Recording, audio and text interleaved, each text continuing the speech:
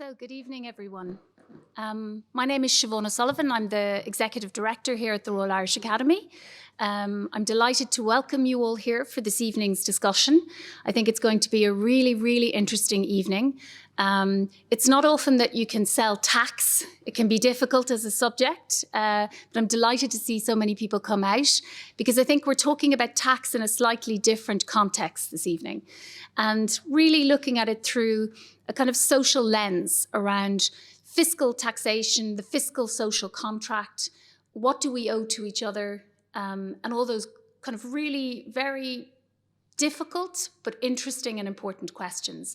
And we're really delighted to be able to host this event in the Royal Irish Academy where this kind of discourse is exactly what we want to engender.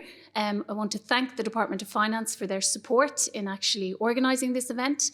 And as I say, delighted to have you all here. We are really honoured to have a very, very prestigious panel to discuss this issue with us. And I'm going to step down now and let our moderator, Alison O'Connor, take us from here. And thank everybody for coming and thank very much our panellists and Alison for agreeing to moderate. Thank you so much. Thank you very much, Siobhan. Good evening, everyone. As Siobhan said, a very distinguished panel who I already know from speaking to them have some really interesting things to say. So I'll just get on with it with my introductions. Right beside me here is Professor Niamh Maloney.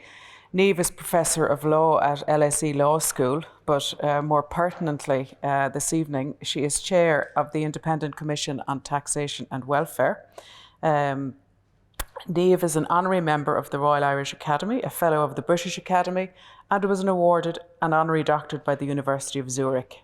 She specialises in EU financial markets regulation and wrote the first monograph on this topic, EU Securities and Financial Markets Regulation.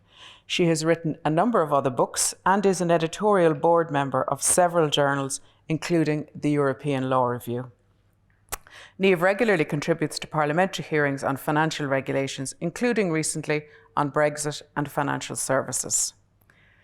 Right beside Niamh there is Professor Mary Murphy. Mary is Head of Department and Professor in the Department of Sociology, Maynooth University, with research interests in eco-social welfare, gender, care and social security, globalisation and welfare states, and power and civil society.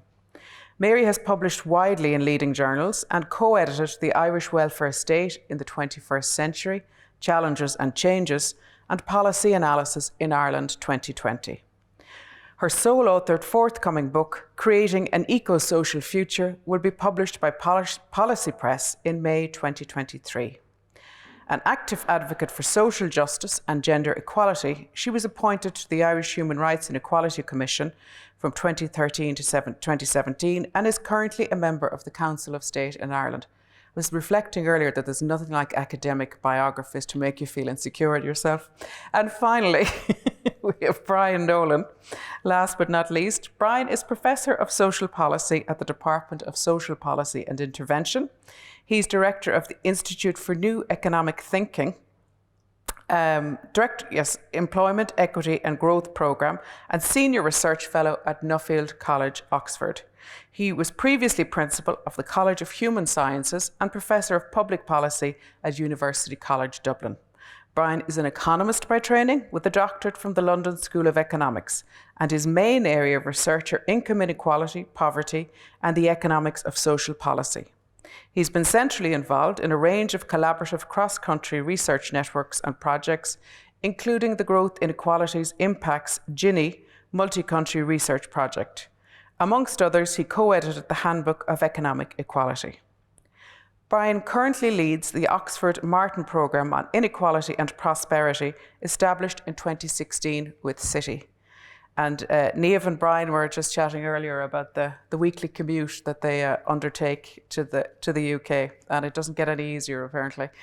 Now, I'm going to invite Professor Niamh Maloney. Each of our panellists is going to speak first, and we will have a discussion afterwards, and there will be time for questions as well. So I'm going to invite Niamh to speak first.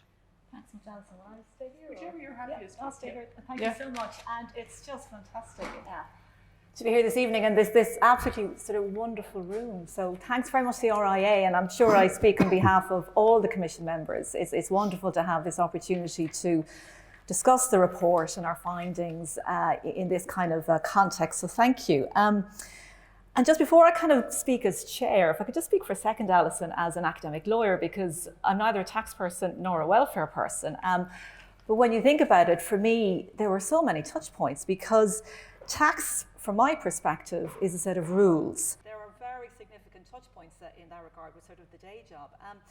But if I might, if it's okay with you, just go back to the report and sort of frame it a little bit for this evening's discussion. I think it's worth articulating that question we were asked to answer, because that really does sort of frame everything. And it does come back to the social good theme you mentioned, Alison. So, how best can the tax and welfare systems support economic activity and promote increased employment and prosperity, while ensuring there are sufficient resources available to meet the costs of the public services and supports in the medium and long term? So that's really going to this heart of what do we owe each other, how do we get there, how do we pay for it, how do we organise ourselves? But we were asked to do it in a very particular way. So we had a very extensive terms of reference, and again, I think our terms of reference resonate with the notion of a social contract with a social good, because we were looking at the sustainability of both systems and having regard to a series of challenges. Now, what I find interesting about this social good, social contract dimension is many of these are universal, and any advanced economy globally is dealing with, for example, aging demographics, COVID and the changing patterns of work, the green transition, and so on. So we had all of those to frame our work. But then there were the very specific domestic challenges, and specifically the housing crisis. So all of this sort of framed how we were looking at this question. And as we went about our work, I think the scale of the touch points really became apparent very quickly between individuals and the state. And the choices, the fact that tax and welfare speak to really fundamental choices as to how we shape the relationship between individuals and the state, and how we articulate this sort of common set of obligations. But I also think this notion of a fiscal compact or a social contract resonates with how we were constituted and how we went about our work. So we were designed as a broad group of stakeholders. It was a commission of sort of 12, a representative group in many respects, so not like a citizens' assembly, so it's a smaller group. And it obviously had an expert quality, it had technocratic quality. But nonetheless, to me, it plays to this notion of consent, assent, to this idea of why and when we pay tax and what we expect to get out of it. So I think this notion of representative groups that every so often take a pulse on how these systems work really underscores the fact that these are social contract systems. They essentially operate via consent from those who are subject to them. So I think they're very valuable exercises. And as part of this, of course, we did a huge consultation, Your Vision, Our Future, as a sort of a pulse on how people were thinking about tax and welfare. And then just finally and very briefly, where did we land in terms of the TOR and this very broad question we had to answer? Well, I think the first thing to note is a bit of context, maybe, Alison, because if you look back over the generations here, and I see Donald Butler here, which is marvellous, but commissions at different times sort of engage with, reflect back where society is at that moment.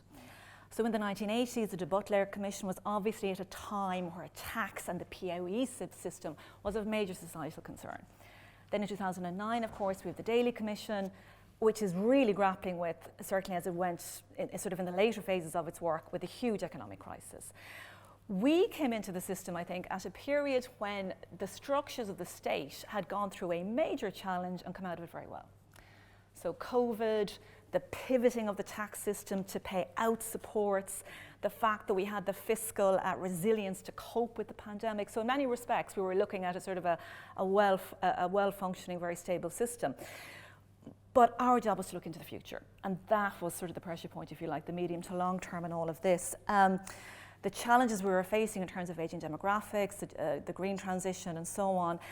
And these are not just challenges for the tax and welfare systems. They're also challenges societally and for social cohesion, for intergenerational equity. So while we were dealing with, I think, a very stable, very resilient system, we were very much looking to the future. Because I think sometimes when I look at sort of current analysis and current reporting about the tax system, of course, we're in a very strong position, and tax receipts are soaring in so many directions. And yet, that's not where we were. We were looking medium to long term. Now, when you look medium to long term, you do see all the challenges. So I think as everybody in the room knows, our biggest finding was we needed to be a net revenue raising commission. I mean, if you look to the UK experience, the Merlees report, which was done a number of years ago, was their last major review of tax, and they were revenue neutral. So they were trying to tweak the system while remaining revenue neutral. We were not. And that was a powerful decision we made early on, based on evidence, based on looking into the future, based on challenges. And to come up with 116 recommendations that framed how you get there, we had 5 core principles. And if I may very briefly, Alison, they were sustainability, including but not only fiscal sustainability, reciprocity.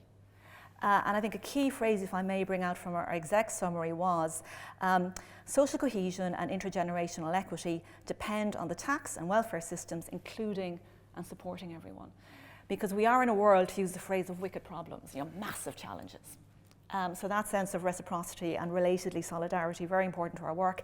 Adequacy, the third one, very much a theme from the welfare side of our mandate. Equity, including intergenerational equity, and efficiency. So those 5 principles, our overarching sense that we need to bring in more revenue to meet our needs, framed our report. And we, if I can just summarise, it's broaden the base, make it as wide as possible, make it as resilient as possible, and in particular, draw more on the basis other than income. So wealth, capital, property. So that essentially is the answer to the question we were asked by government. And there's 116 recommendations, they're the sub-answers, if you like. Well, that's broadly where we landed. And it'd be very interesting to have the conversation now as to what that tells us about the nature of the social contract we were grappling with. Thank you very much, Niamh. I think that's a really good foundation with which to kick off the evening. Mary. Okay, I'll stay here as well if that's the mood. So first of all, just to thank people for the invitation to be here. I'm really delighted to acknowledge all the work in putting together the event and to acknowledge all the work on the Commission on Tax and Welfare and to particularly welcome it. I was at a consultation that the Department of Social Protection had last week looking at whether or not they would bring back in pay-related benefit. And there was a lot of talk about, well, why did we abolish it to begin with?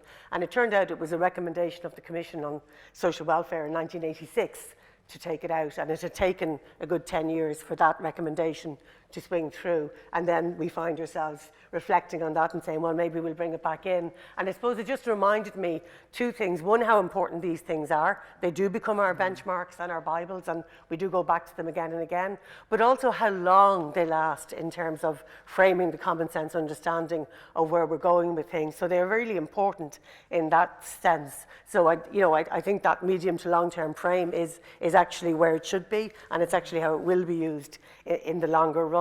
And I think it is worth noting that the previous Commission on Taxation in 2009 actually had revenue neutrality itself as a principle. So it's not inevitable.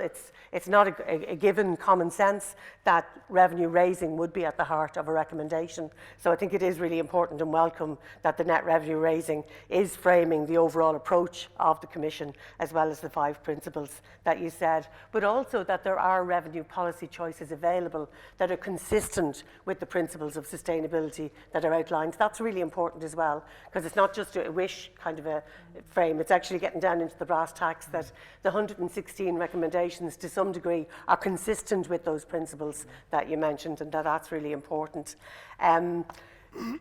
Because of course those kind of the revenue to tax to fund public services is the essential pin of it, but also social cohesion, as you mentioned, and intergenerational equity, as well as carbon neutral economies and just transitions and the rest of it. And I think framing it as a fiscal consensus or a social contract is really important, and I suppose that's pushing on to get a public's understanding and a citizen civic understanding of that correlation between taxation and public services, and to trust that relationship between taxation and public services is really important.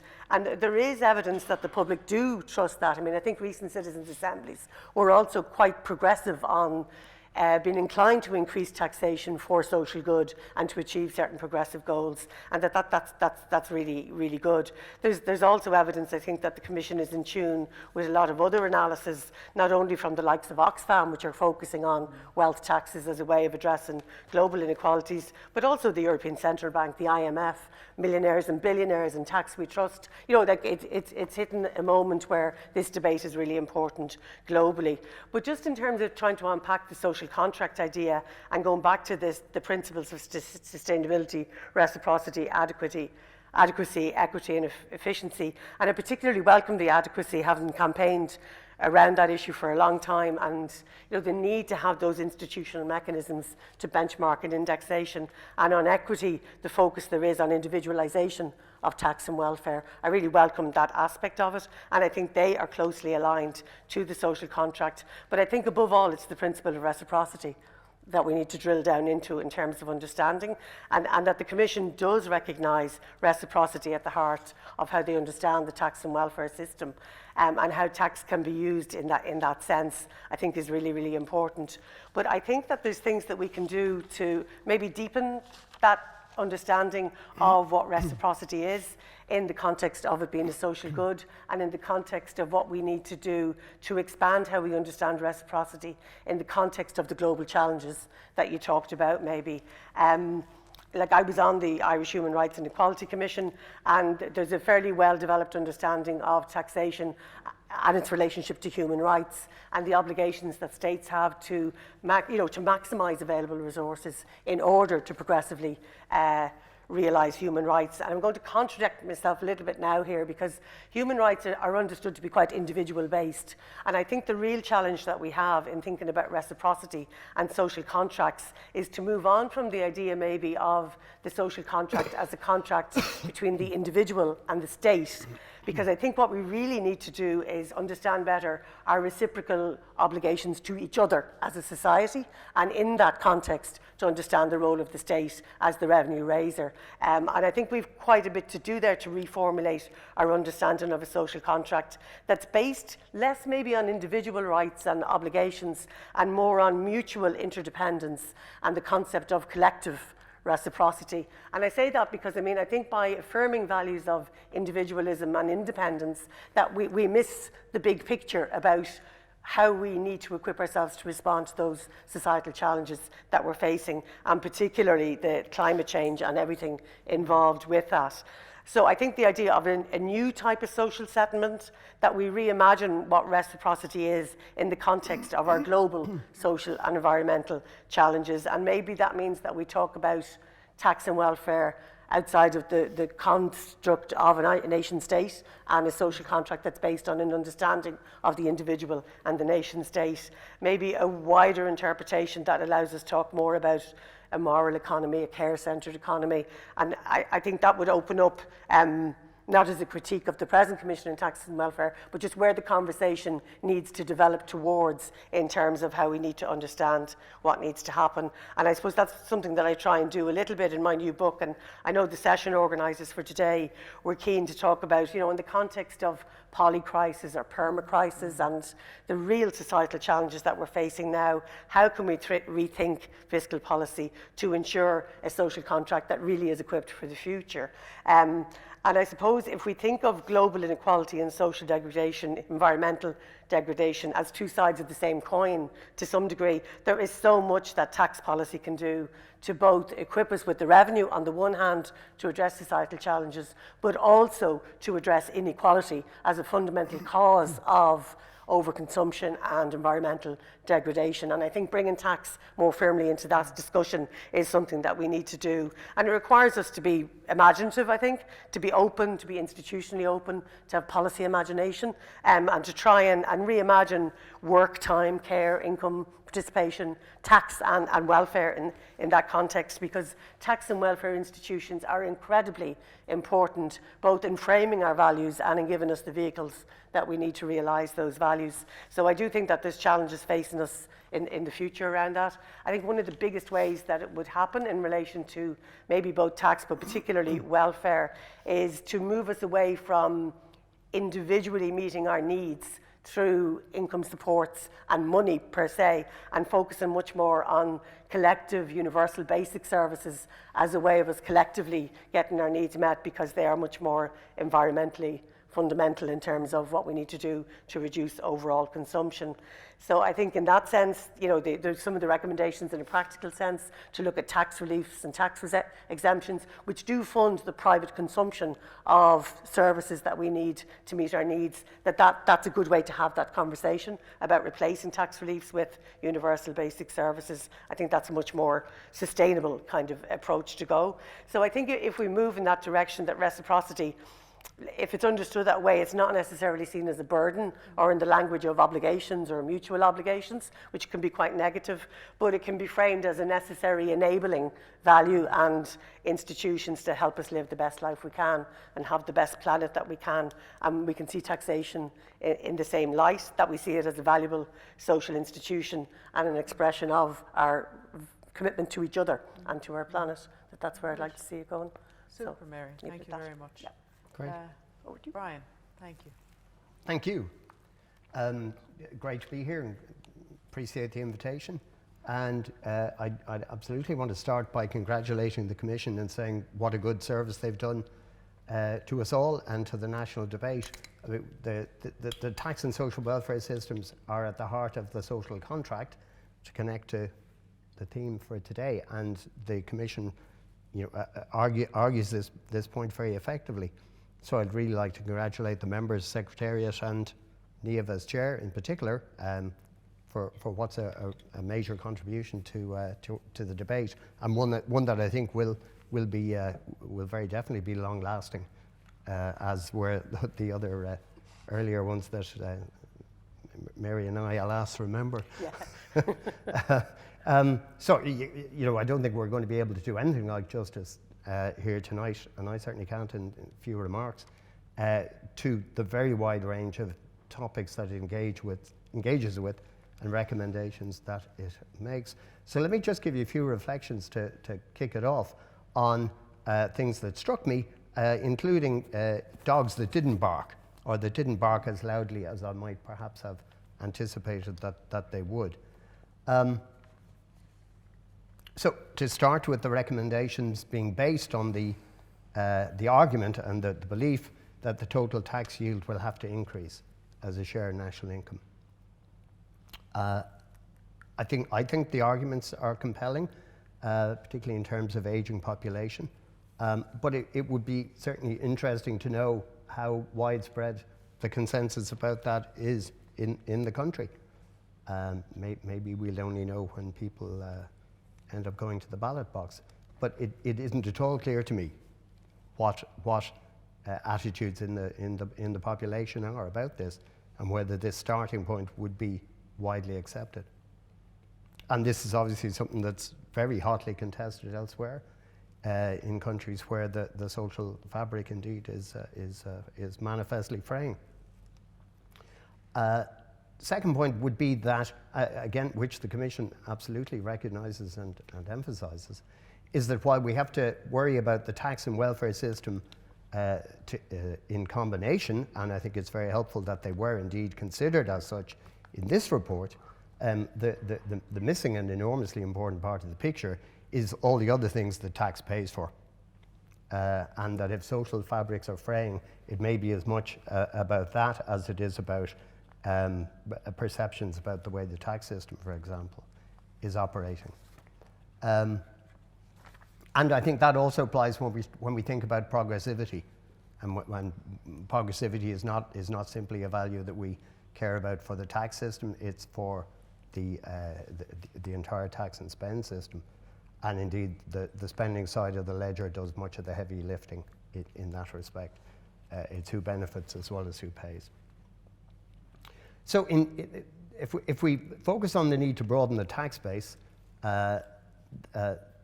that's the rationale for doing that, as the Commission does, is that we want to limit the need for increases in tax rates, for reasons that maybe aren't fully articulated.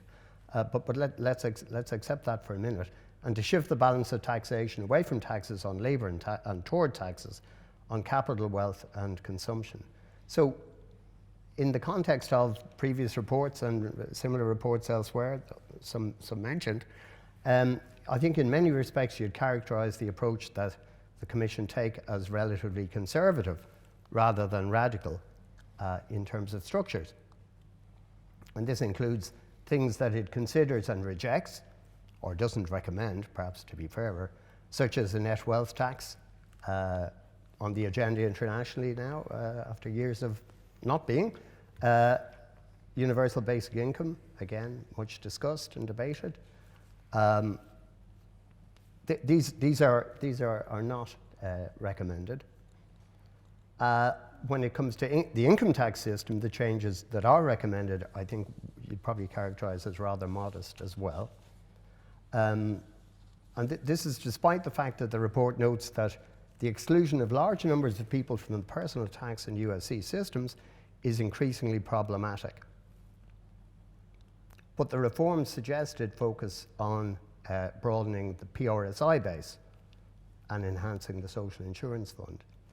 Again, I think there's a case to be made that should be the priority. But reversing the base erosion in income tax over and above the measures that are proposed, you could see perhaps as a complement rather than an alternative to strengthening PRSI, for which I think the arguments are very strong and well made. Starting from the evidence that the share of taxation from property and wealth in the Irish case is low, and the notion that it has to increase, this is the area where the Commission makes recommendations that are more radical. Recommendations are advanced to increase the yield from capital gains tax and capital acquisitions tax, as well as from taxes on land and property. Now, I imagine we'll come back to this in the discussion, and I wouldn't want, the temptation is always to focus on the things that maybe you're not entirely in agreement with, to the neglect of all the things that you agree with. But I think, particularly in the area of capital acquisitions tax, which we can misname as inheritance tax, I think the Commission makes, it goes big. And I think it's no surprise that this is an area that got a lot of attention in the immediate reception. So I've things to say about that I haven't time to say now, but hopefully will. I think it may be overambitious.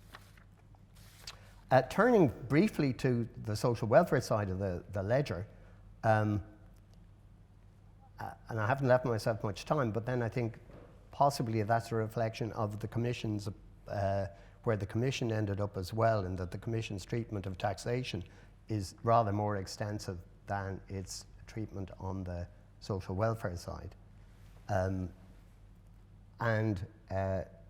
There's a very helpful discussion of adequacy, which Mary mentioned, where I think there's very useful discussion about processes, but of course ultimately setting social welfare rates, no government is going to hand away the capacity to set social welfare rates, and that's a reality that I think we have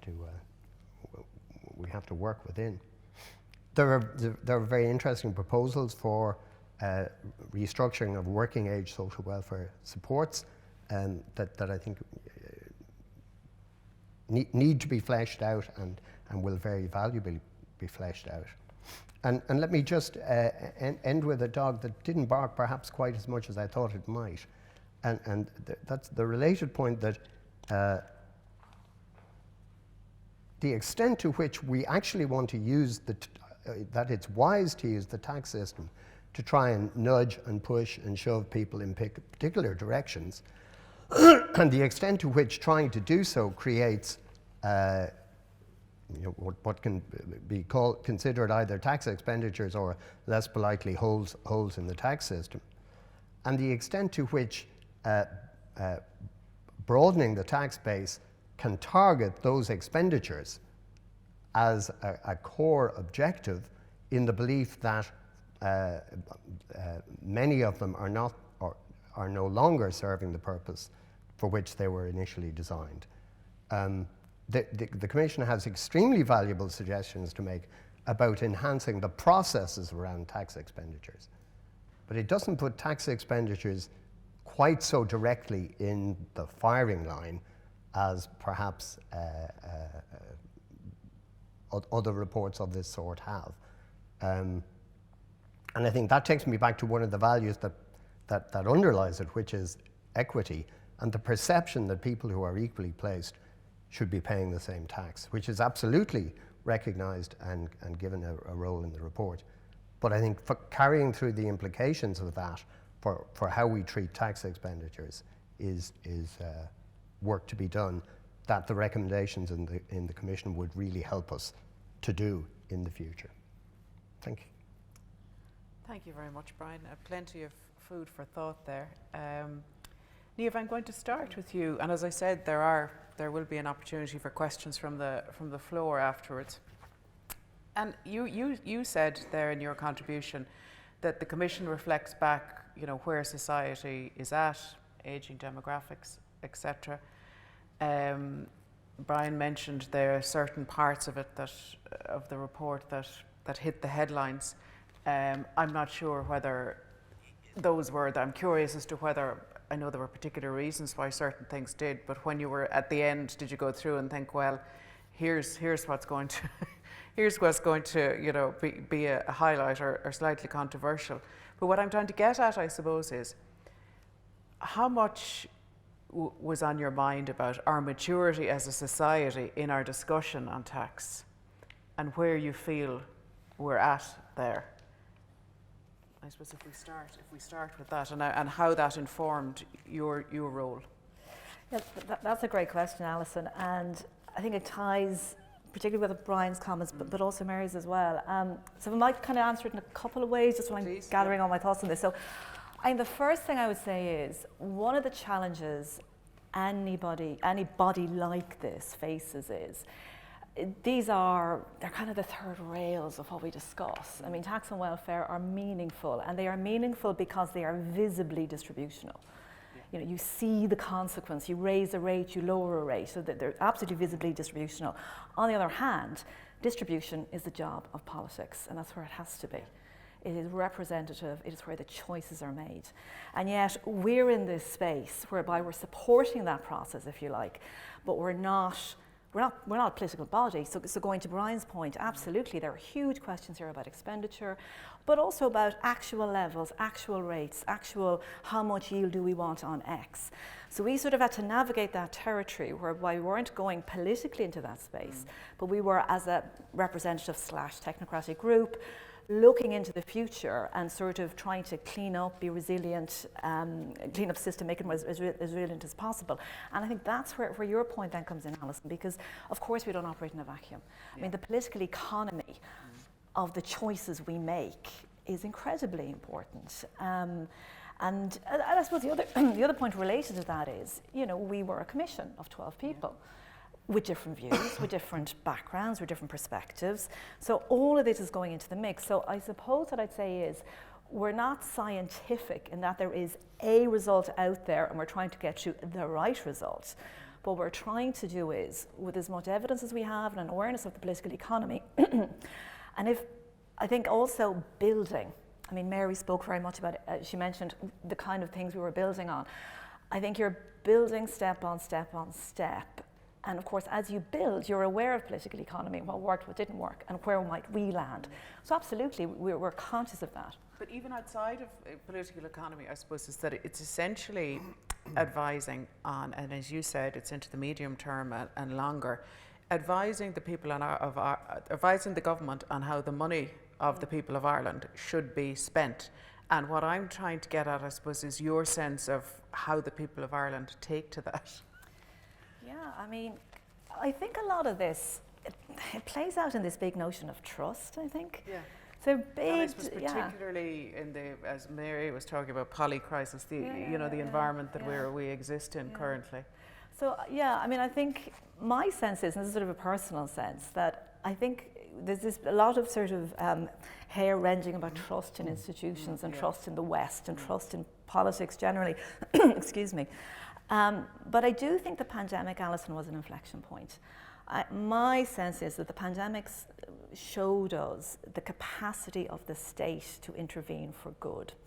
So it helped us, I think, in that I think, there is a certain societal sense that there is a role for the state and the state is getting bigger. So I think there is an appreciation that the state is not shrinking, it is getting bigger, and I don't think that's changing. So these are not it's not a palatable outcome, you've got to pay for that. But I think we have the space to have that debate. Okay. How are we going to pay for that? Okay. Would you agree with that, Mary? Do you think that, because the state certainly has gotten bigger, and it's the discussion at the moment, what's going to be announced this week, even in terms of cost of living package, an acceptance that therefore, you know, it will have to be paid for, and there's a lot of talk about it being spending that's not going to recur. You know, but where we're at in terms of that. Yeah, I mean, I guess we should be able to draw on some poll evidence, you know, and behavioural surveys too. But there actually aren't that many that give us the answer to that. But those that there are would show quite a bit of economic literacy and a sense that people have some inflection points. And the pandemic certainly, I do think it made people aware of the reciprocal relationships that we have to each other and the role of the state, and maybe put some more of a global frame on some of our vulnerability. But we don't see that now in the more recent debate on emigration coming through particularly well, although maybe we will, you know, maybe that debate is emerging.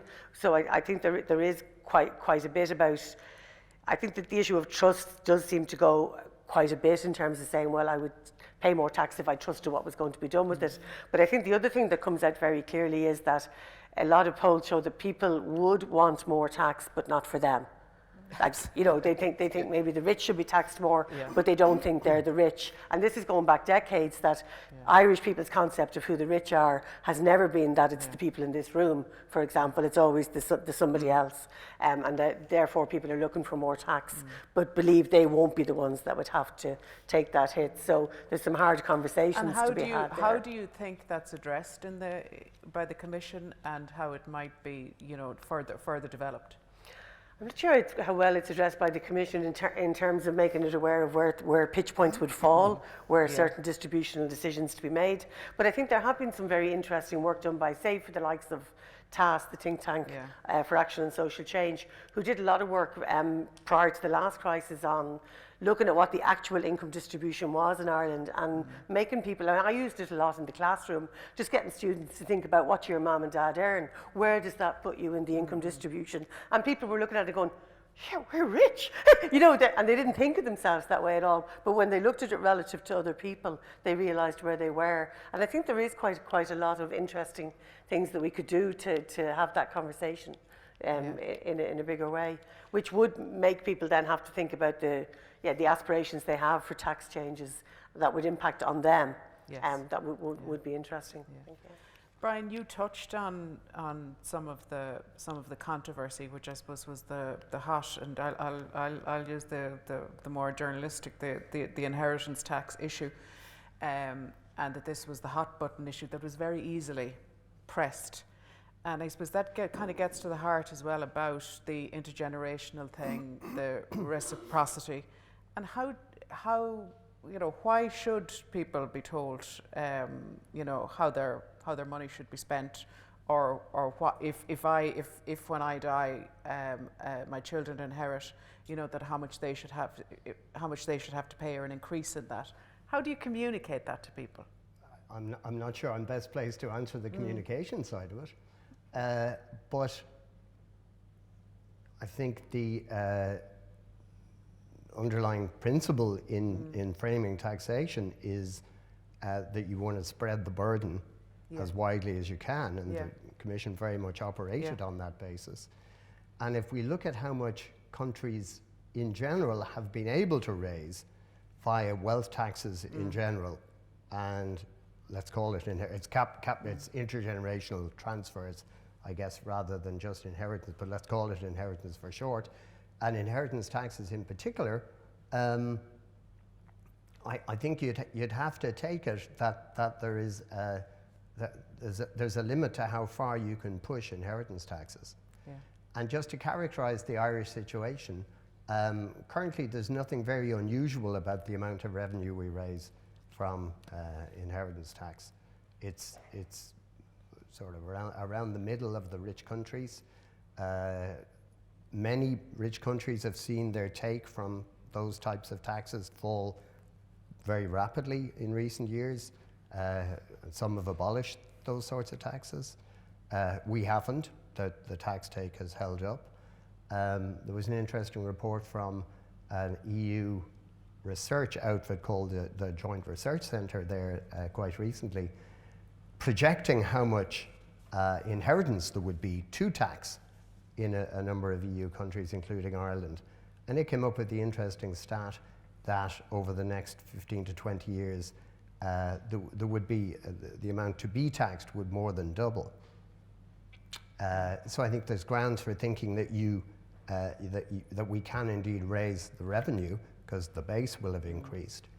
But is there an appetite for a radical change in the regime, in particular for taxing children receiving from their parents? I would need to be convinced that there was such an appetite, let's put it that way.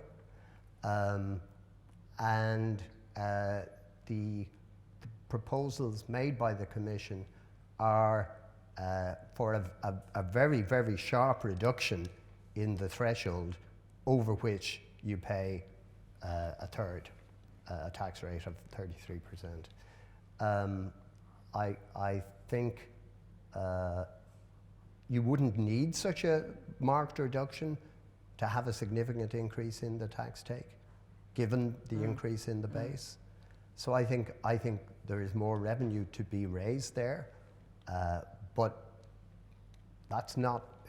But the contribution that can make to our overall need to the objective as set out by the Commission of substantially enhancing the tax base, I think the contribution is quite limited, and therefore I think it'd be a real pity if that's where the conversation focused, having just focused the conversation on it myself, but there you go.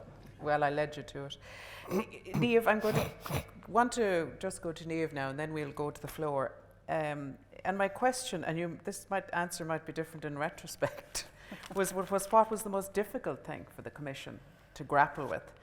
And I suppose the bit I would add on there is that as chair and being asked to do that service for your country, but then facing controversy afterwards, maybe you would address that a little bit and what that experience is like, or what advice you might give to people in your position in the future. Thanks, Alison. So non-controversial questions. Look, on the first one, I think it's a really good question. I think, and first of all, we had an absolutely heroic group of people. I mean, I cannot pay enough tribute to Commission members who brought sort of energy and purpose and a great sort of objectivity to our exercise, and a fabulous secretariat, and Dr. Colin Mergen is here who led it, so it's very important to pay tribute to them. My sense, Alison, is the hardest thing was getting our hands around it, in terms of what is it we're being asked and how can we feasibly answer it in a year. So I think it was sort of the scale of the exercise, To my mind, that looked huge. Yeah, and it was. And it was. And I don't think I'm telling tales out of school to say it. At the beginning, I think we were all just sort of absolutely, sort of dazzled, starstruck. I mean, I remember my colleagues at LSE reading it and going, well, I can't think of anything else that might have been in there that wasn't. How on earth are you going to navigate your way through this? So I mean, I think there was this, but I think that had, in many ways, I think, Alison, in some ways, I don't want to use the word it protected us, but it gave us a very sharp sense of, we have to figure out a way through this. You cannot go line by line through the tax code with that kind of GOR. Not going to happen. So it allowed us to pull up. It allowed us to pull up to the system, and it encouraged us to think in terms of normative questions, to think in terms of principles. But I think that was the real challenge in working our way through that. I mean, secondly, in terms of sort of the challenges of sort of when the report comes out and it lands, I mean, I think it very much goes to Brian's point. None of this is in a vacuum. This is all, big P politics. And look, I suppose from my perspective, if you think about even the timing, right? So when we were established back in April 2021, I hope I've got my right year here, You're coming off the back of COVID, a sense of what the state can do, the power of the state. Reel forward to September 2022, and you're looking at a cost of living crisis. Nobody wants to hear about tax increases. And even going to Brian's point about the challenges about particular bits of the tax base, none of the tax base is palatable now to be touched. So that was a very difficult landing zone to be in, and we had to navigate around that. But I think going to the wider point, look, in terms of me doing it and my reaction to it, I'm in the business of, I work in a university. If you're having a conversation, you've done something right. And I don't mean that in any kind of trite way. I think it's actually profound. I remember that week, my husband in the morning would say, well, you're in the following newspapers. And I thought, oh, well, but this is great. It's having the conversation. Yeah, fair enough. Okay, thank you.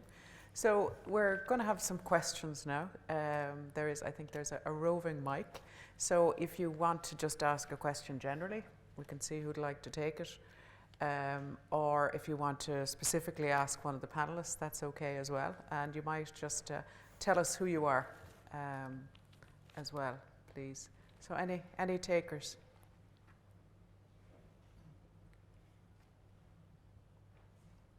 Is that here? I see a hand down there in the back row. Thank you for being the first question. It's never an easy position. Thank you. I'm Niamh Hardyman from UCD. Thanks to everyone on the panel for a really interesting discussion, and for the Commission itself for producing a really great report.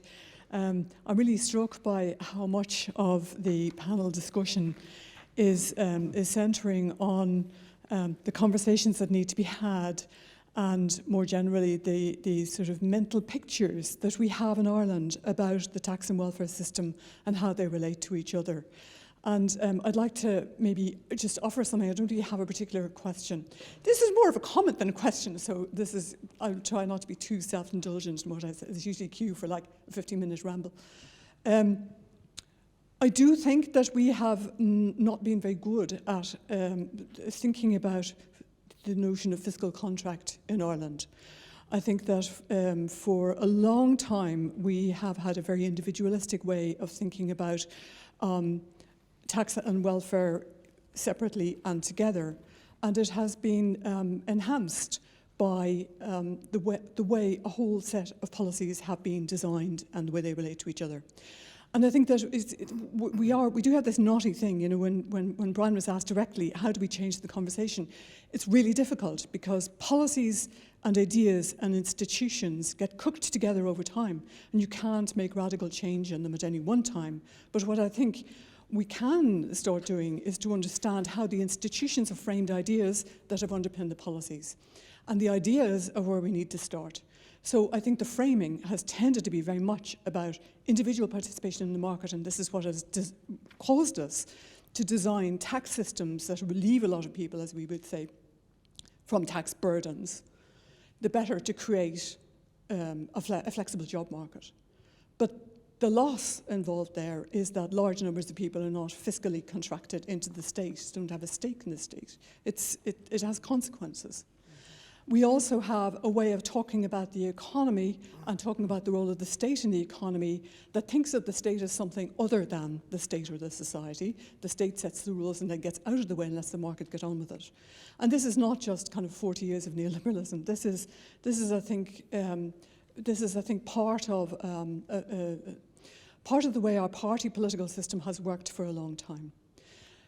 But and we know that that model of market knows best was fundamentally compromised with the great financial crisis, but we don't really have an alternative way of thinking about the way in which the wealth and resources of the whole society are generated through collective input and endeavour, so that it's not my money, don't take my money from me in taxes, I look after myself in this very sort of Americanized way.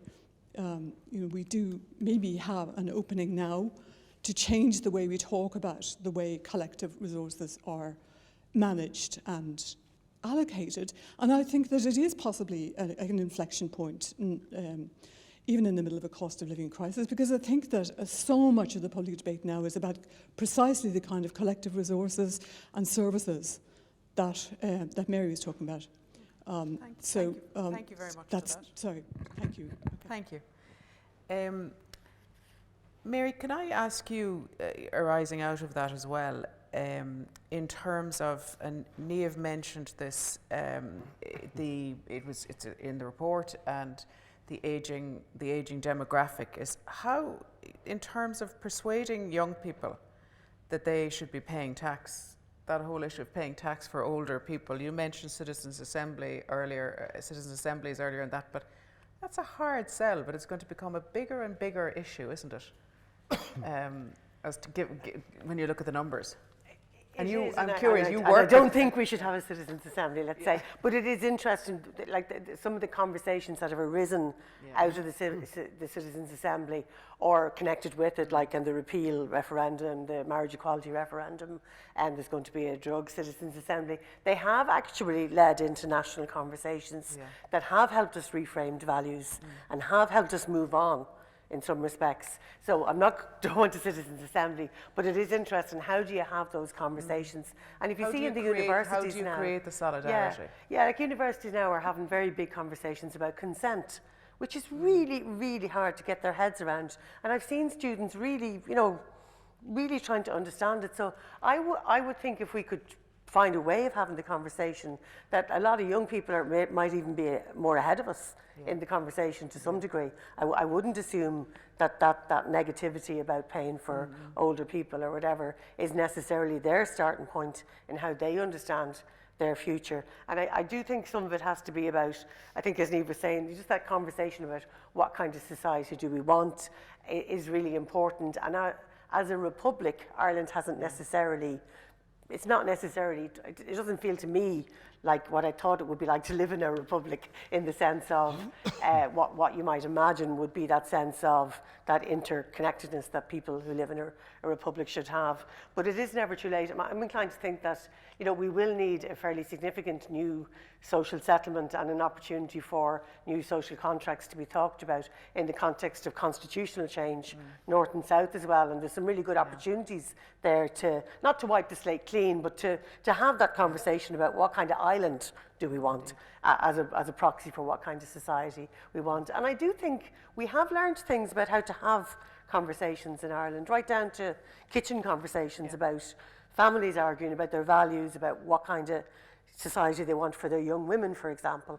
And they have been good outcomes from some of those conversations. So I'm an eternal optimist anyway, but I do think that it's worth getting those lessons, because, I mean, Brian said he's not an expert in how you communicate something, but we actually have got experts in Ireland who have shown very well that they can change people's minds. And if that's what we need to do here, I think, I wouldn't be that negative that we can't do it.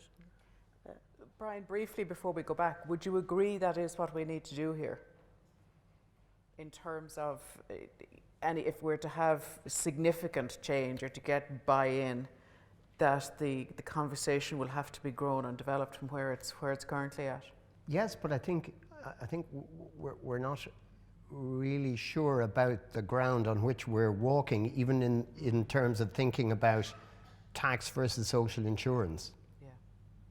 In that we have a sort of a general sense, and I think probably policymakers have a general sense that it's easier to raise PRSI than it is to raise income tax, or it's easier to widen the numbers, and that's that's a very basic thing about people's attitudes to what they're doing when they're something is taken out of their payroll. Do you think that the progress or lack of on property tax is a good example of that? Yeah, it absolutely is, and I'm not entirely convinced that framing that, for example, as an intergenerational issue or intergenerational fracture point is the most helpful way to make headway on that discussion. Even though it's the way that it's very much being talked about at present. Yeah. Now, anybody else? Yep, just here.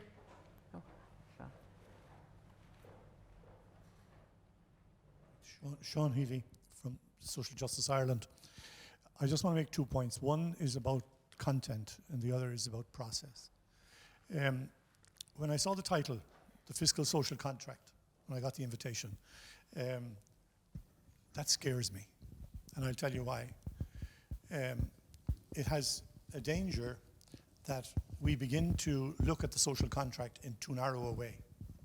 And it seems to me that we have a problem with the social contract at the moment, and that into the future, we need to recognize that there are a number of different dimensions to the social contract. There's the economy, there's services, there's taxation, there's participation.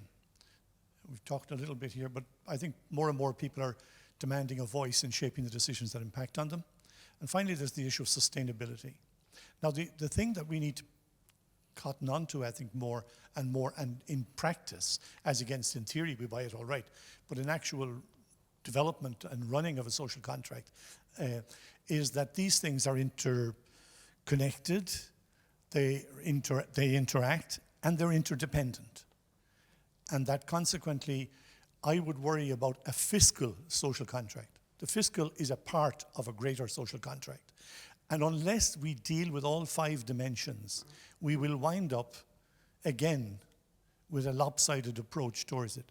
For quite some time, we've been giving priority to the economy as the key, and everything else will follow if we get the economy right, that kind of idea. And I think that's part of what's contributed to the fracture in the social contract. So just to make that as a general point, and that's the content point. The second point I wanted to make has to do with process. And I sort of precede my comments on this by saying I was very involved, very interested in the Commission on Taxation and Welfare. We made a very substantial input to it, and we would be very positive about huge parts of it, of its report. However, I don't agree that the 116 recommendations are all based on evidence. In fact, I'm absolutely certain that in 1 or 2 cases, they're not. There's huge gaps in the evidence as presented. And what I'm finding interesting now is that there is no process to impact on that. Because we've been trying for the last few months, and, since we kind of went through the report and came up with some issues on this, and I don't want to get into the detail here. That's not what this is about today. But there is a question about people like a group of civil servants are sent off with a group of experts, and they come up with something. Could be, and it's very, very good document in a whole range of fronts. But if there are weaknesses in it, it seems to me that there must be a process for tackling that problem. And at this moment, it doesn't exist, because we have tried quite an amount of routes to try and deal with it. Now, I think that's going to apply to any work that's done on the social contract in the period ahead. And I agree with Mary that we're going to have lots of opportunities in the foreseeable future to actually engage with major topics on this, and major discussions, hopefully, about an integrated, overarching social contract. And that may well involve North and South as well. But either way, even if it doesn't, we need a process to ensure that infallibility isn't tied to a small group of people, or some people aren't invested with infallibility. And that's, as I say, again, what I said at the beginning, I think the work of the Commission was excellent. And a lot of the recommendations, I think, are superb. And I would be very positive about that. Thank you. Sean, thank you very much for that. Now, we are in the market for a question. Just here. Hi, my name is Louise O'Sullivan. I am a lecturer in TUD. I lecture taxation and financial reporting. So I suppose I have my own point, and then I have a question straight after. So my point is just more so on, say, education, that like when you actually speak to people, and like anyone you speak to, they all say, oh, I'm paying 50%. I'm paying 50%. But then when you actually, like anyone I break down, like when I go down home, I'm from West Cork, and I talk to my uncle who's a farmer, he reckons he's paying 50%. And when I actually break down and explain it to him, he might only be paying 12. Or like when I talk to my friends that are in the corporate world, And the same again, they don't get tax credits or any reliefs out there. So a lot of it would be education, not knowing the system, not understanding. And then also, like, say the minimum pricing or the price of cigarettes and things, they're like, Ireland is a rip-off. But the reasoning behind that, why we've brought them in, people don't know. So when I bring that into my classroom, like, the students are mesmerized. They think I'm the most intelligent person going, like, as if I came up with it. So I'm like, I didn't come up with this, but this is why it's there. And then even telling 19, 20-year-olds that cigarettes are this price because of this reason or whatever, you know, getting through to them, they're like, that's actually very smart. Or, you know, so when the conversation completely turns and they're asking loads and loads of questions. So when I teach financial reporting, no interest. When I teach things that's absolutely relative to them and they actually understand it and that's real life, they actually come in and they can ask more questions, or they were like, oh, I talked to mom and dad and they asked it, you know, so they're coming in, going home, having those conversations and then coming in to me to even ask more. So again, their parents aren't educated on it either. So I think that's a key point. And when you asked about inheritance tax, like, is it fair to charge on people's wealth? But then the whole tax system is redistribution of wealth. You know, Adam Smith's canyons of taxation. So that's probably another point, you know, when you actually explain that to people. But anyway, I could keep talking. But my question is, you know, when you made the recommendations, how did you keep your own personal circumstances from giving the recommendations? Does that make sense? That they didn't influence Yeah. recommendations? Yes. Okay, and I presume you're directing that at Niamh. Sure, okay, Niamh. Thank you for the question. And I think they're fantastic examples you're given about explaining tax. Because, Alison, just really briefly, I mean, you know, in terms of how tax operates, you go to the States, you go to the cash register, you think you're paying $5, bang, bang, bang, bang, you're suddenly paying 17. But that gives you a very particular societal response to what tax means. So I do wonder sometimes if we need to think about how we present tax. So, you know, great point there. And another one is, well, that's been taxed already. You can't possibly tax a second time. Every time you buy anything that is subject to VAT, you're taxing income twice. So it's sort of getting those messages out there. But that's a great question about sort of how you keep your own views out of it. So I suppose, I think a key thing to remember is I'm the chair, so I'm very much facilitating everybody in the room. So my views are neither here nor there. It's sort of trying to get the group of people to come to a consensus. And if I may, Alice, I mean, I think that's something that's worth, I think, reflecting on a little bit, in that just the importance of that kind of exercise, you know, standing back, a group of 12 people, different constituencies. And of course, none of us operate, judges, nobody operates in a complete vacuum. So you bring your position in the world into the room, but you bring with it your evidence, your experience, and all the rest of it. So then you do get this sort of very rich, I think, debate. But yeah, I mean, I suppose here, this is where I think I'd sort of reinforce the importance of this kind of exercise. You're supported by a secretariat. You have experts in the room. You're debating issues. We met 26 times. We had over 100 briefing papers.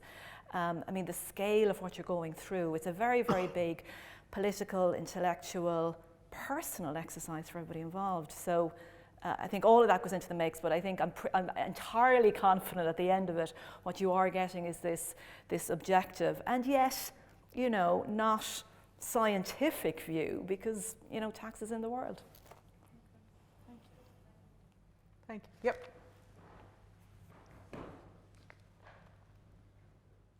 Hi, Robert Sweeney from Task. Thanks, Mary, for the shout out. So kind of a comment, and then I'll say, do you agree with me or not, to turn it into a question. So a lot of the talk was about trying to build consent for taxation. And as Mary alluded to, nobody wants to really pay more tax. But if you look at across countries, some countries are more willing than others to pay tax. And no surprise that it's the Nordic countries where people are most willing to pay tax, because the quality of the public services is perceived to be very high, and the welfare state benefits a broad section of population. If you look at Ireland, public services, it's a very mixed bag. We have some success stories, education being one of them. Healthcare, surprisingly, is actually some very good outcomes. But there's some areas where we actually spend a lot of money, but we don't get good outcomes. One is housing. We spend a lot on housing. It's a kind of complicated story, very bureaucratic procedures in terms of procuring public housing. If you look at, say, transport, we're around about the middle, but we're a very congested city. And a lot of it is related to planning. We have a very scattered population. So in order to improve the quality of public services, it's going to be very difficult because some of it is just historical mistakes. We have a very scattered population, which makes public services a lot more expensive to service the population.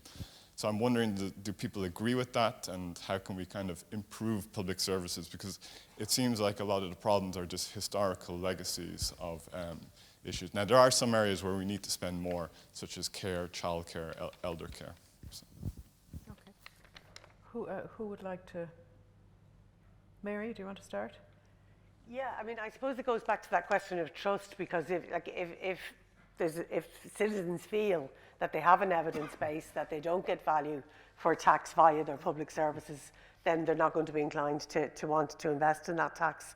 I mean, if we look at some of the attempts that there have been to improve public services, I suppose Sláintecare is probably the most obvious example of a significant reform agenda that's, you know, in progress, but really, really difficult to implement. That we do see that there are serious issues in relation to trying to implement reforms in the delivery of public services in Ireland. So I think you've hit on a very serious issue there in terms of the challenge there are. And maybe it relates to what Brian and what Sean Healy said as well, is the danger of seeing something as just tax and welfare, and not seeing it as the composite whole that people experience and make their judgments on.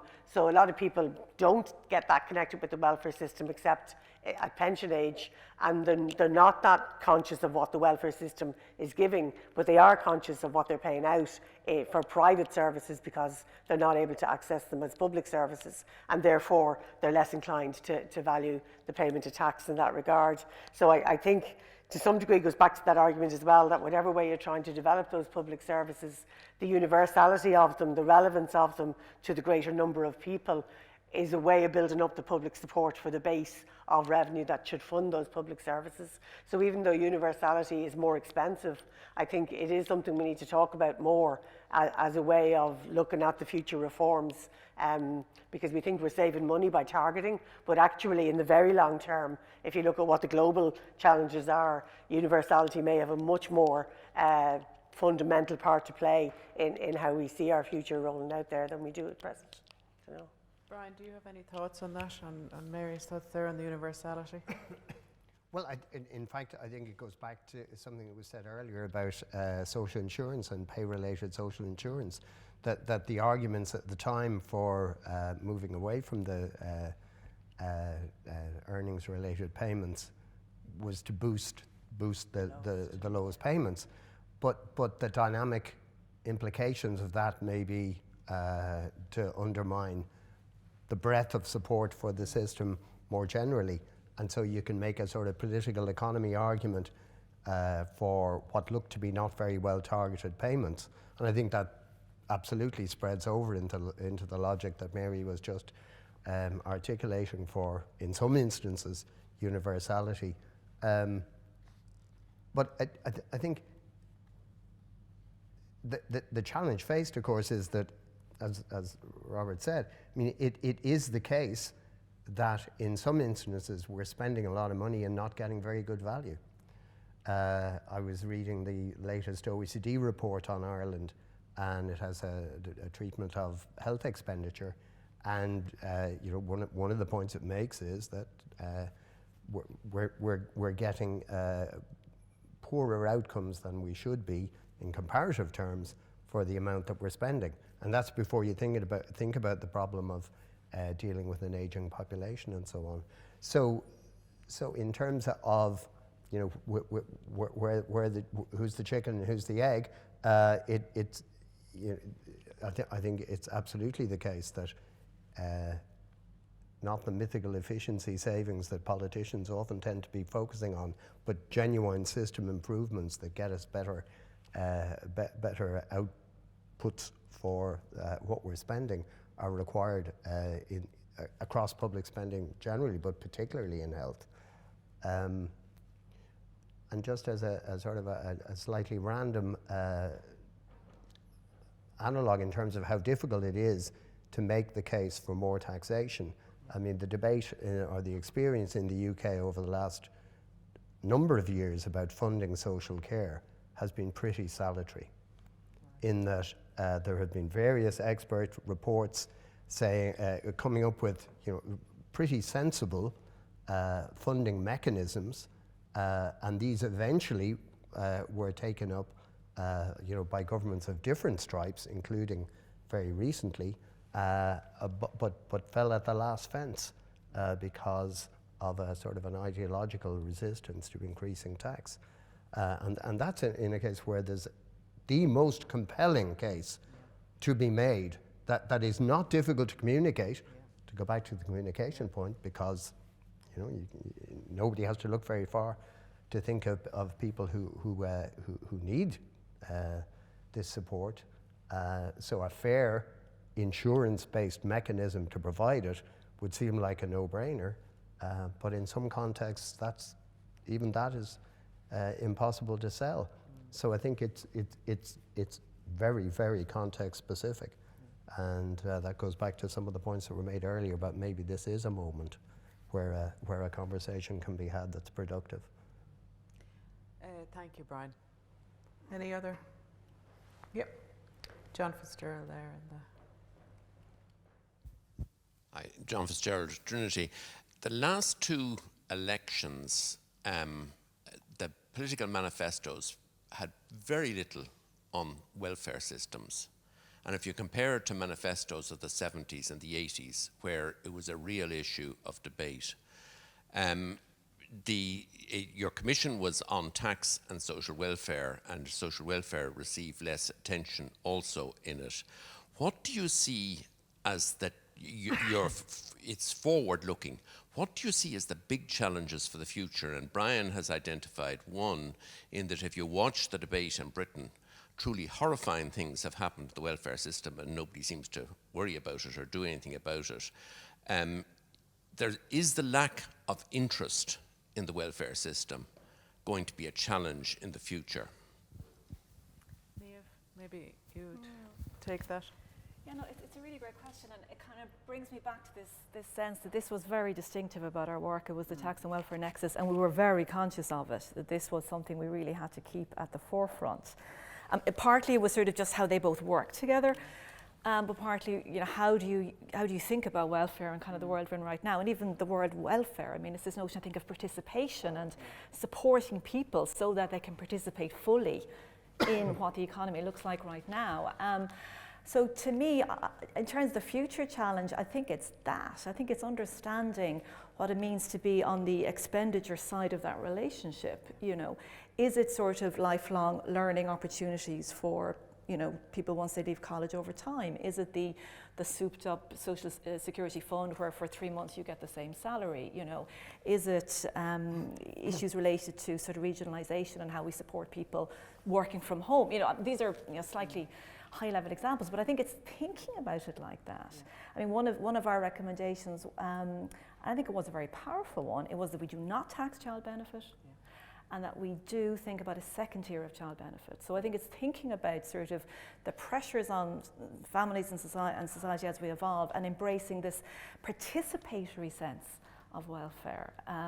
That's something we all have a stake in. Yes, in crisis, but not always. There's a life cycle to how you engage with the welfare system. Mary?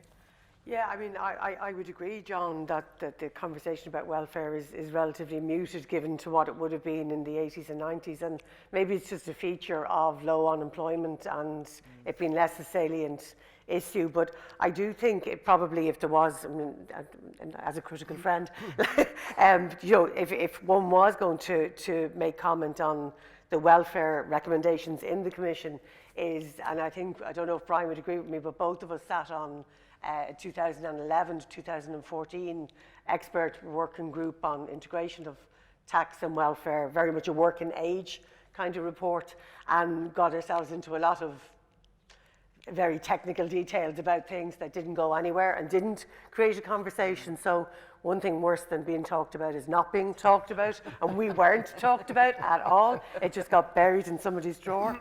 But it did reflect, when I was looking at the recommendations on welfare broadly speaking, and even things on working age payments and things like that, is that when you go to do them in the real nuts and bolts of it, computer says no, administrative systems say no, it becomes really, really difficult to design it in a way that it won't end up being a second version of a universal credit, let's say. And the report was very clear on saying we're not going down universal credit, but it's actually really hard to integrate tax and welfare systems in a working age context, single working age payment kind of idea. So I do think that the recommendations of the report probably reflect a lack of maybe deeper consideration about the welfare issues than maybe there was for some of the tax issues. And that's fair enough, but I do think that when it comes to looking at some of the recommendations, that there will be much more heavy lifting to do in making sense of them, and that some of them may fall at the wayside because they're difficult to make sense of in moving them on, and that might happen. Do you want to pick up on that, Niamh, and in terms of the welfare aspect of it? Yeah, I mean, I suppose in many respects, this is one of the big challenges we had, because if you think about welfare, you know, you're just into this huge territory. Where do you draw the line between expenditure and the piece of welfare that we were engaged with? So I think, you know, Mary, they're very interesting points you've made. I think absolutely that is a critique one could make. I think when you're looking at welfare in particular, it is unavoidable to think about how it gets done, how the systems get done. And I think going to points some colleagues have been making earlier about political economy, did you think about this, did you think about that? When it comes to welfare, you have to think about what's, I think, possible and achievable and doable in terms of systems. So I think our report was kind of pulling up to that level. These are sort of, we would like to get here, but the design of this really has to be kind of worked out somewhere. Yeah.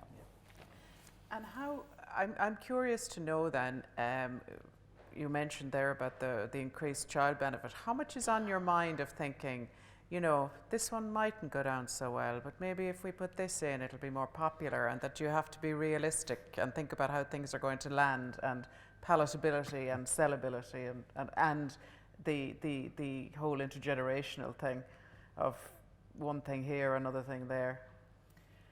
Well, I think the first thing to say is, you know, it is a package of reforms, right? Yeah. So there's 116 of them.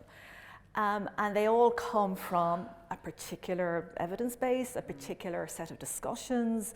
So looked at in the round, they are all speaking to answering this big question, you know, how are we going to fund ourselves and ensure we have, you know, sufficient welfare? So I think in all of this, there will be different views, and that's the brilliance and the wonder, if you like, of putting together a group of 12 people with particular expertise and constituencies, and it comes out the way it comes out. But I think we were always very conscious, and I think you see it in the exec summary, that this is something that will take time. I think that's a key thing, Alison. It was never meant to be for this budgetary cycle or even the next one.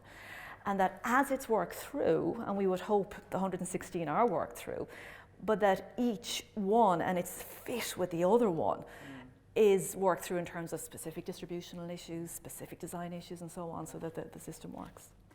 Can I link, and I'm going to come back to the floor now in 1 second. Can I link to that we'll say if you were a commission that had been asked to do a similar job in France, for instance, where there's very different attitudes to all of these things, you would obviously bring a set of different beliefs, understandings, all of that. And I'm wondering, so you're not in France, you're in Ireland, and you were also delivering it to a particular political system. So there was a question earlier about bringing your own personal beliefs. In this instance, it's producing a report and many recommendations to a particular political system. Does that factor in, again, in the whole palatability, the possibility of thinking, well, will this one run? What's the chances of success on this? I think it's slightly... And that isn't even in relation to a particular party or parties being in government. I suppose it's that we have a pretty steady and stable political system. You know, in recent years, certainly it hasn't, or generally doesn't tend to waver too much. Yeah, I mean, I suppose there's a couple of things that come into play here. I mean, I think there is a sense that not wanting to break anything, and I mean that in a serious way, that the Irish economic model, and absolutely there are important critiques one can make of it, but nonetheless, over the last 30 years, we have seen significant increases in quality of living, and we've seen a reduction in inequality. We know that by the time the tax and welfare system do their job, we end up with lower levels of income inequality than we do before they kind of get traction. So I think that's relevant. And I think in terms of the political context, I mean, look, like I said at the start, you've got the representative political process, and you've got everything else that's feeding into it, of which we are a part. So I think the hope is that we are here as a credible, trustworthy body and report that will feed whatever government we have over the next sort of 5, 10, 15 years. Okay, thank you. No. Just here. Patrick Honahan, just listening to the conversation, it seems to me that, okay, you had your 5 principles, which are very, very high level and fully agree with them. And then you have your 116 recommendations. And some of these recommendations didn't go down very well, and you've talked about that. And even Sean Healy doesn't seem to agree with 1 or 2 of them or something.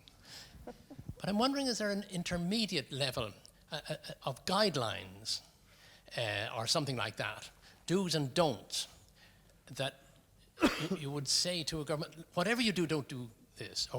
Or if you're going to do that, don't do it in that direction, do it in this direction.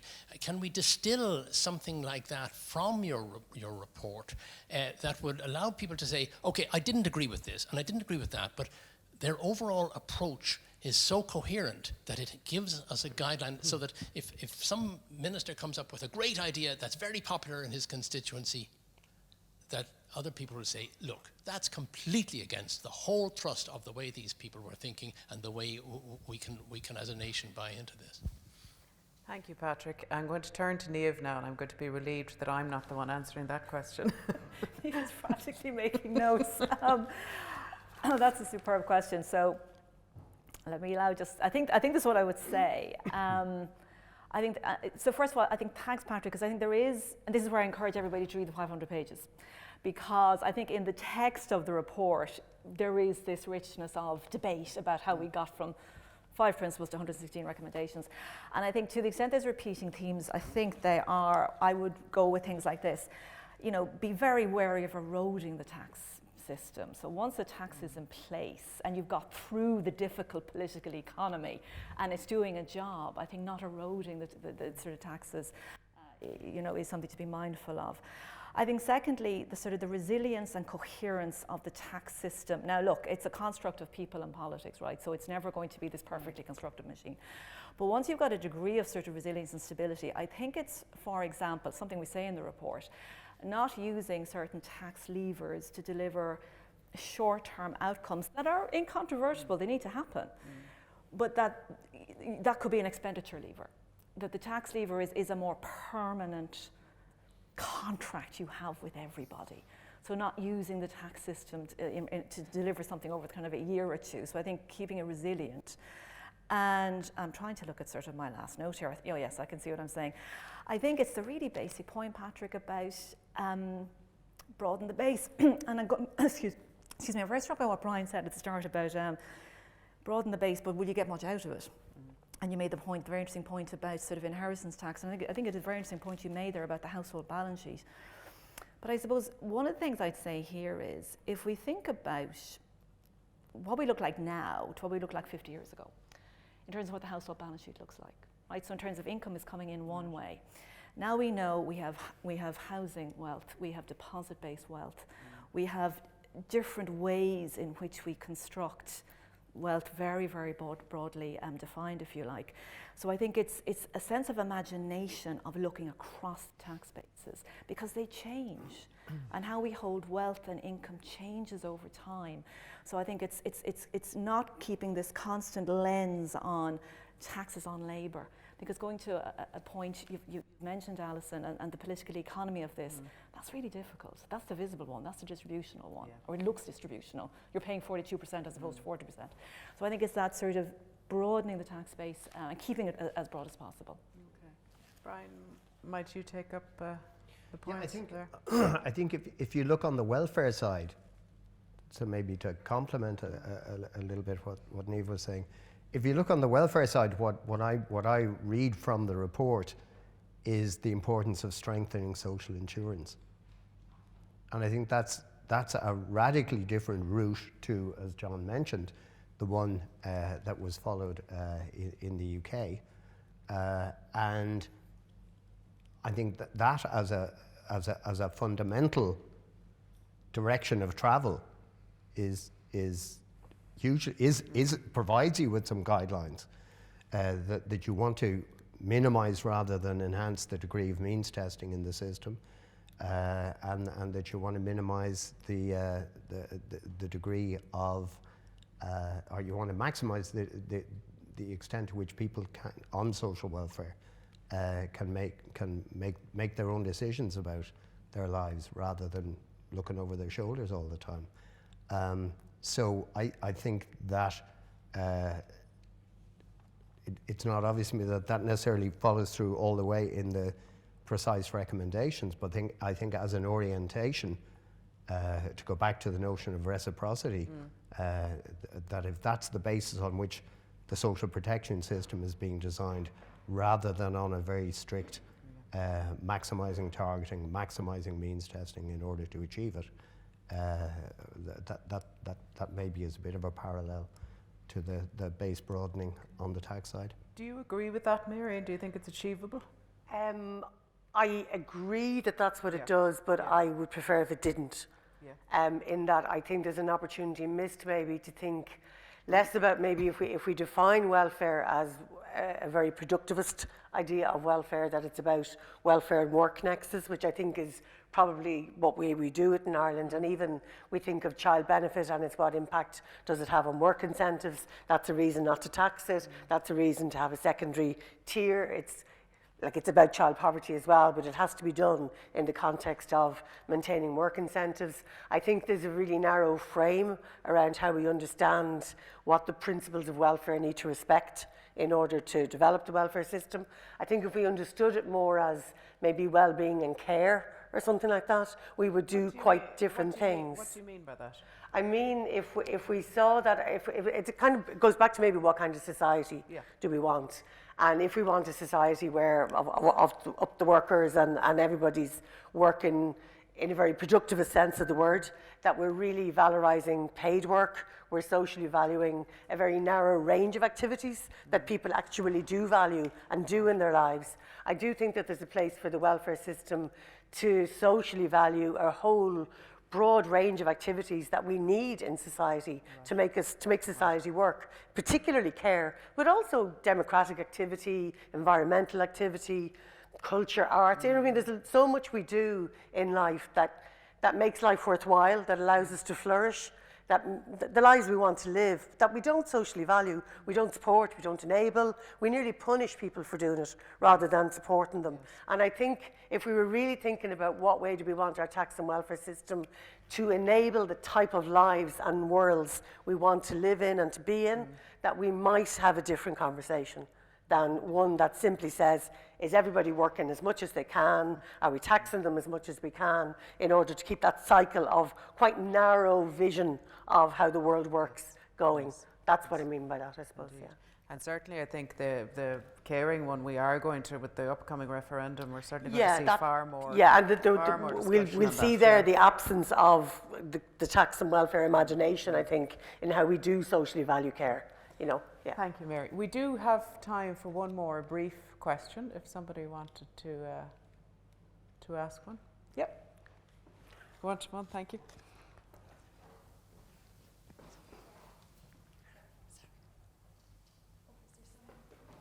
Was there somebody? No, was there another hand that I missed? No. Yep. So it's just to follow on from Mary's comments there, I suppose, because this comes back to about taxation and how it can be applied for social good. And I suppose then it depends on how one defines a social good. And so that was my question to Niamh about how did the Commission go about actually agreeing the principles? Because of course no policy is ever value free. and it, you know, in deciding which principles you would choose in order to frame the discussion, you know, you see it through a particular lens. You've already, to some extent, decided what the social good should be. So I was wondering, in a sense, whether so I'd be really interested to know how you managed to reach consensus on what the principles were. And then again, to Mary's point, the principles, of course, then can be interpreted in lots of different ways. I mean, we talked about reciprocity. You can look at that transversely or horizontally, at an individual or a collective level. So there's all sorts of interesting things, because it strikes me when we talk about trust and trustworthiness, if we take the principles that the Commission, and personally I think they're very good, but are they widely embraced by society? Are those the principles that Irish society would consider are going to deliver social good? And how does one go about defining that? Okay. Nice rock breaker to end. Thank you, Siobhan. Cheers, Niamh. I know it's a great way of wrapping this up. Well, look, I suppose very good last question. I could give this. I think there's two ways of answering it, right? One is functionalist. How do we do it?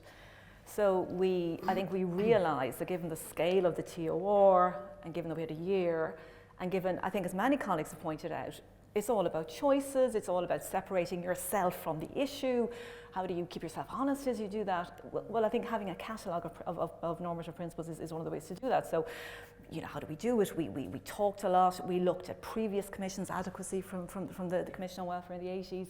Efficiency is obviously a huge principle from Merlees and indeed de Beauclerk and other commissions. And then you reading a lot and sort of, you know, you're in the world, so obviously sustainability is a huge issue. But I completely take your point, Yvonne. Would everybody in the room, in this room or any room, consider that perhaps reciprocity, maybe it should be solidarity, maybe it should be something else? So that's then where you're into the wider debate about what is it we're trying to do here. And I think we feel that those framing principles were guardrails that got us to where we needed to be. Now, in the course of the year, you're obviously flexing and moving and checking back, and does it still work, and are we still using that one? So it's iterative.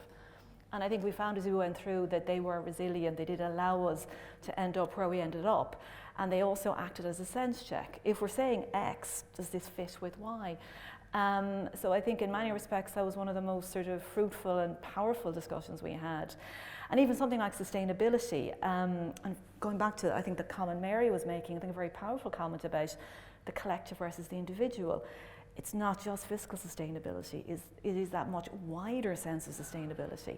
And I'm very struck by your point about the collective and not just the individual, because the scale of the problems we're dealing with, they are global, they are collective. And I think we were trying to infuse that in our report in terms of how we think about really all aspects of the system.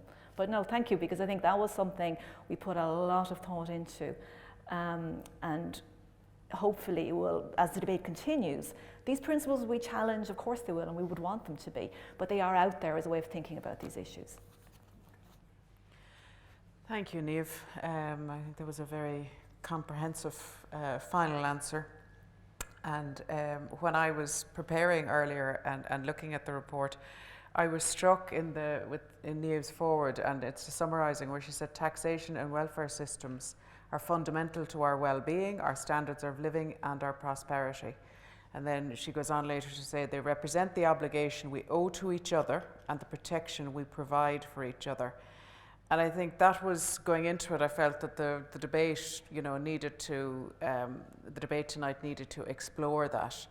And I think I hope at any rate that we got into all the different areas of this that you, the audience, wanted explored, and in an interesting way. And I think it's been a really interesting way to have looked at the report. And I suppose ultimately it's quite obvious that Niamh and her colleagues worked incredibly hard in a short timescale, and that what is the point in doing something like that unless afterwards it results in discussion and results in action, and I suppose in people realising what it is that has been done and what has been recommended. So I would really like to thank Niamh and Mary and Brian very much for what I thought were really, and I'm sure you'll agree, really valuable and insightful contributions, and thank you all for for listening so intently. Thank you.